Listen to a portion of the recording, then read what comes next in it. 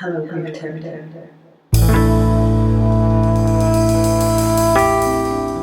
This episode invites us into one of the most complex, raw, and often invisible intersections: grieving while parenting and parenting while grieving.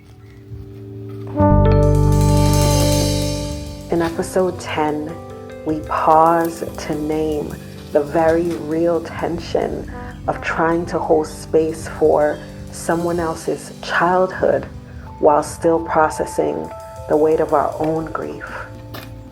We explore what it means to be an absent but still sort of present parent, the impact of untended grief on our caregiving, and what becomes possible when we tend to our grief on purpose.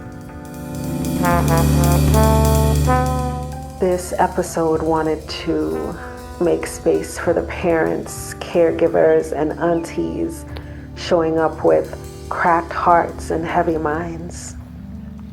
This episode wanted to remind us that children witness our grief whether or not we name it, and that naming it can be an act of love. This episode wanted to offer tools for speaking to young people honestly about loss without overburdening or shutting them down. And this episode wanted to reflect on how our caregivers' unspoken grief shaped us and how our own grief might be shaping the young ones in our care now.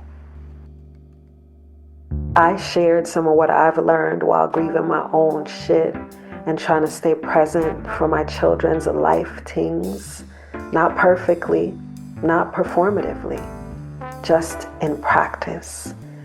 Because parenting is already layered and grief ain't asking for no permission to add more. The core questions from this episode are: how did your parents or caregivers grieve around you? How does your untended grief impact the children in your life?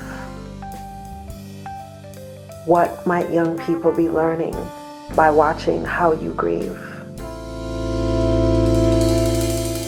What kind of conversation about grief would you have with a child if shame wasn't in the room?